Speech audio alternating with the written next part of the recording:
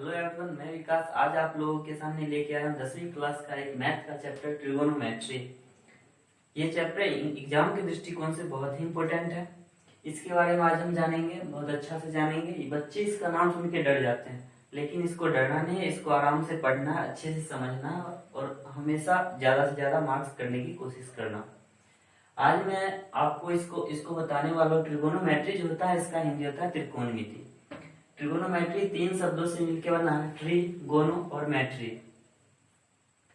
Tree का मतलब होता है 3। अगर इसको अलग अलग पार्ट बाय पार्ट करके हम समझें तो हमें पता चलेगा कि ट्री का मतलब होता है 3, गोनो का मतलब होता है कोण, और मैट्री जो है सो मेजरमेंट से लिया गया, जिसका हिंदी होता है माप। मतलब इससे स्पष्ट है कि ट्रिगोनोमेट्री का मतलब होता है 3 कोण का माप। और 3 कोण वाला जो भी शेप होता है मैथ में, उसको बोला जाता है त्रिभुज। त्रिभुज का जब ट्रायंगल आप लोग जानते होंगे, तो त्रिभुज के बारे में ट्रिगोनोमेट्री में जो हम मैनली अध्ययन करेंगे। और वो भी त्रिभुज कई प्रकार के होते हैं, उसमें से राइट एंगल ट्रायंगल जो समकोण त्रिभुज होता है, उसके बारे में हम लोग बेसिक रूप से लेके और डीप तक जानेंगे। तो राइट एंगल ट्रायंगल के बारे में पता है, समकोण त्रिभुज कहते किसको है? तो ऐसा त्रिभुज जिसका एक कोण समकोण हो, अर्थात एक कोण जो है 90 डिग्री के बराबर होना चाहिए, बाकी 2 कोण न्यून कोण उसका होता है, ये आप जानते होंगे।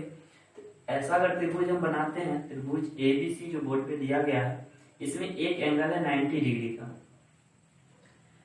अब हमको ये भी पता है कि त्रिभुज का 3 कोणों का जो योग होता है वो 180 डिग्री होता है। तो ये अगर एक कोण 90 डिग्री है, तो बाकी 2 कोणों का योग कितना होना चाहिए? 90 डिग्री, ताकि तीनों मिलके 180 डिग्री उड़ जाए। तो हमको तो ये दोनों पता नहीं है अभी, तो हम क्या करते हैं, एक जो कोण है उसको हम थीटा मान लेते हैं। थीटा चर है, मतलब वेरिएबल, इसका अर्थ बदल सकता है, 10 डिग्री भी हो सकता है, 5 डिग्री में हो सकता है, और मतलब 90 से कम कुछ भी हो सकता है। अगर इसको थीटा मानते हैं तो 180 उड़ाने के लिए इसको मानना होगा हमको 90 माइनस थीटा।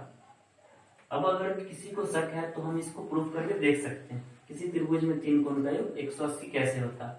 अब देखिए, कोण ए प्लस कोण बी प्लस कोण सी बराबर होना चाहिए 180 डिग्री।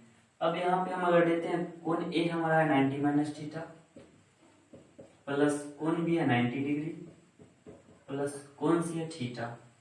अब इसको हम जब ऐड करेंगे तो ये माइनस का थीटा और ये प्लस का थीटा कैंसिल हो जाएगा, 90 90 180 डिग्री हो जाएगा। मतलब हमारा माना गया थीटा और 90 माइनस थीटा सही है, तीनों कोणों का योग 180 डिग्री पड़ता है। लेकिन हमको पढ़ना है त्रिकोणमिति, ये तो त्रिभुज का कुछ प्रॉपर्टी था। तो त्रिकोणमिति में सबसे पहले अगर जानना है कुछ, तो वो है पाइथागोरस थ्योरम। पाइथागोरस थ्योरम के बारे में भी आप लोग जान चुके होंगे।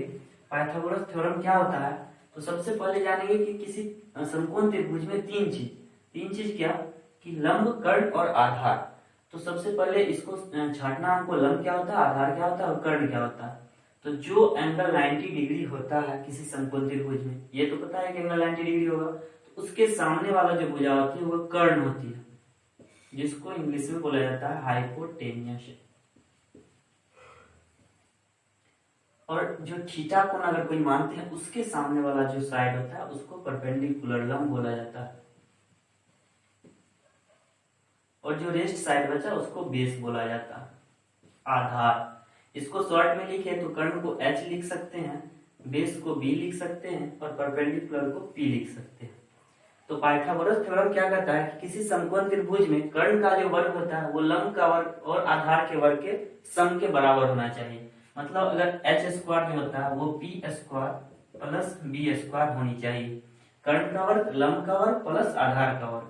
इसको ऐसे भी लिख सकते हैं, h equal to under root p square plus b square.